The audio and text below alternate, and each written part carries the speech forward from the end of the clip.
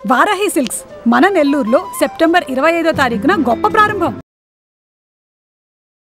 నమస్తే రమగారు. నమస్తే జయ. రమగారు, మనం నవరాత్రుల్లో కొంతమంది అఖండ దీపం పెట్టుకుంటారు, కలసం పెట్టుకుని పూజ చేసుకుంటారు కదా, వీటికి ఏమైనా ప్రత్యేకమైన నియమాలు పాటించాలా? కాజయ, ఎప్పుడు కలసం పెట్టుకునే వాళ్ళకి, ఎప్పుడు అఖండం పెట్టుకునే వాళ్ళకి మనం ఏమైనా చెప్పాలా జయ? అసలు ఎవరైనా ఏమైనా చెప్పాల్సిన అవసరం ఉందా? ఏం లేదు. మీ ఇంట్లో అలవాటు ఉంది, జామని పెట్టుకోండి, మీ అలవాటు ప్రకారం చేయండి.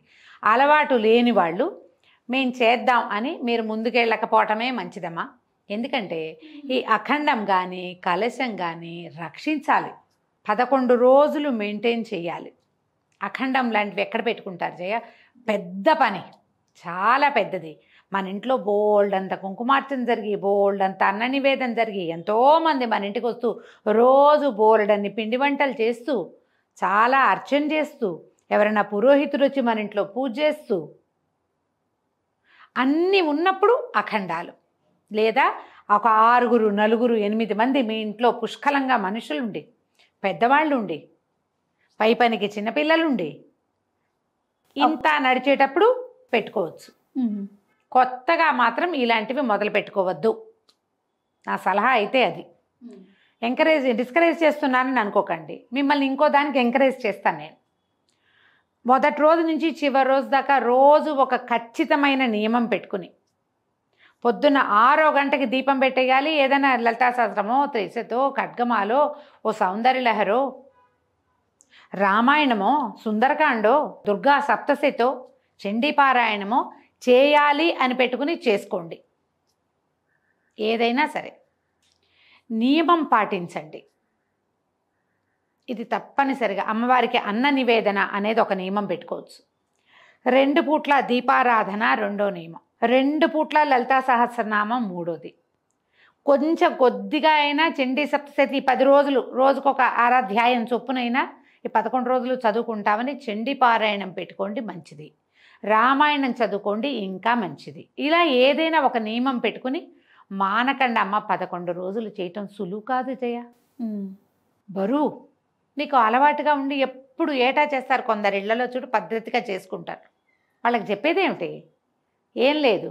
ఈ కలశ స్థాపన కూడా, కలశం పెట్టాలన్నా కూడా కలశానికి అన్న నివేదన కావాలి జయ.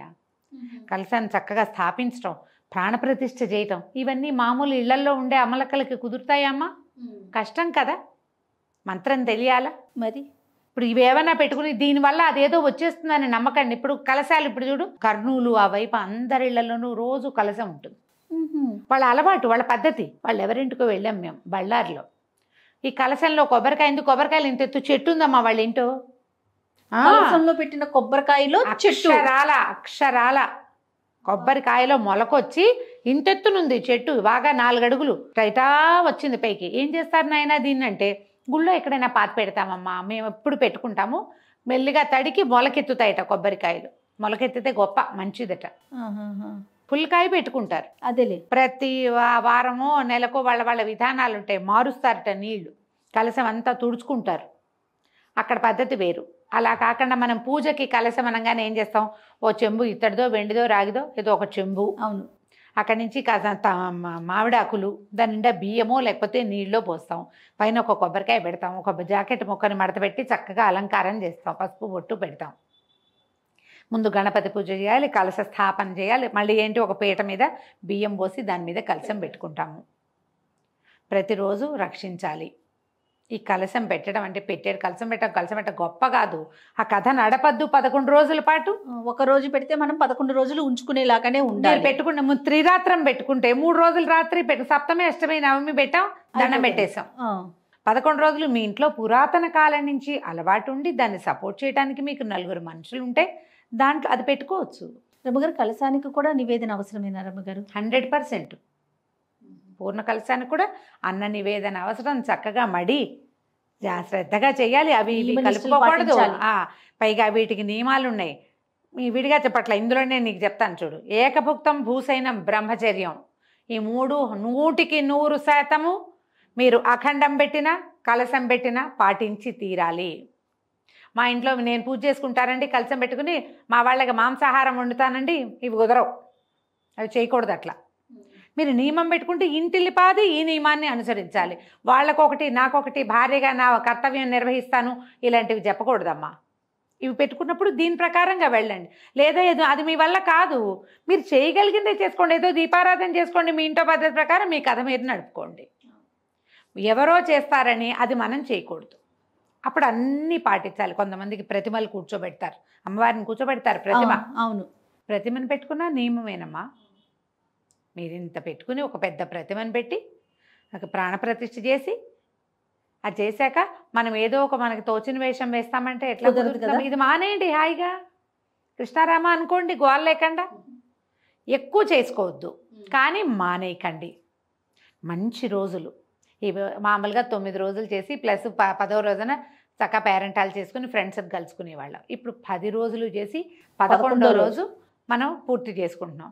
ఇన్ని రోజుల పాటు మనం అమ్మని ఆరాధించి అర్చించి ఆమెని ప్రసన్నం చేసుకునే అవకాశం ఉన్నప్పుడు చక్కగా కలిగింది, తోచింది, చేయగలిగింది నియమం తప్పకుండా చేసుకోవచ్చు కదా.